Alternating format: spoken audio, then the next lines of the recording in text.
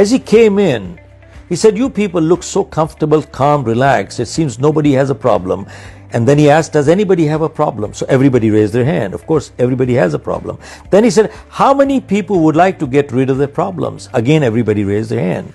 Then he said, "On my way here to this congregation, I came across a place and I saw there were some people lying there, relaxed, totally stretched out. They had no problem. How many people would like to know where that place is?" Then he said, 2 blocks away from here, there is a cemetery. I saw there were some people lying there, relaxed, all stretched out. They had no problem. How many people would like to get rid of their problem? Nobody raised their hand. Everybody put their hand in their pocket. Then Dr. Peel said,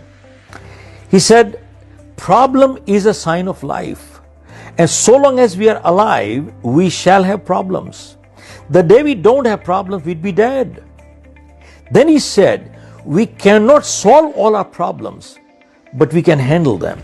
And then he gave the Serenity Prayer, which I've been practicing for the last 45 years, and I have not left my home without the prayer. And here it is. It says, God grant me the serenity to accept the things that I cannot change, and courage to change the things that I can, and wisdom to know the difference, what I can and what I cannot. Now folks, if you analyze and dissect this little prayer, God grant me the serenity to accept the things that I cannot change. Now there are some things beyond. Everything is not in our control in life. I didn't choose my parents, neither did you. I didn't decide where I was going to be born, neither did you. If this is my height and this is the color of my skin, there's nothing I can do.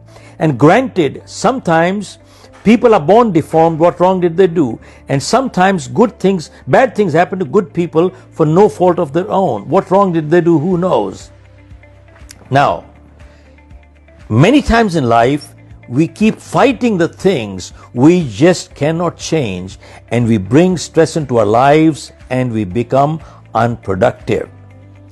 And then he said, if I can change, then give me the courage to do it, and wisdom to know what I can and what I cannot. See folks, when I wrote my book, You Can Win and You Can Achieve More, I took this thought one step further and I wrote in that life is full of choices and life is full of compromises. Seems like a contradiction, but not really. See, how is life full of choices? If I ill-treat you, I've chosen to be ill-treated, haven't I? If I treat you with discourtesy, I've chosen to be treated with discourtesy, haven't I? If I light up a cigarette, I've chosen to invite cancer, haven't I?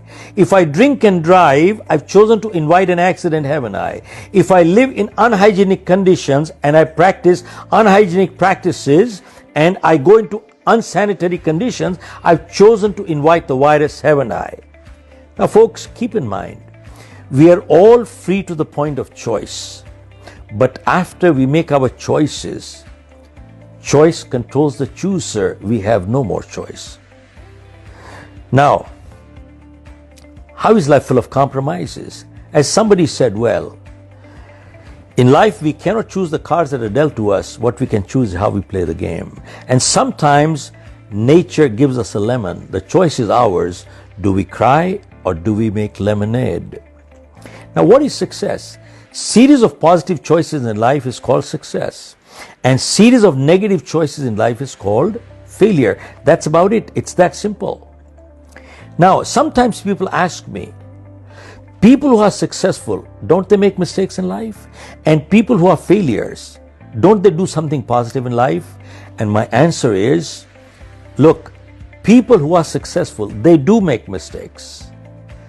But making a mistake once in a while does not make a person a failure. Repeating the same mistake again and again is what makes a person a failure. And doing something positive once in a while does not bring success.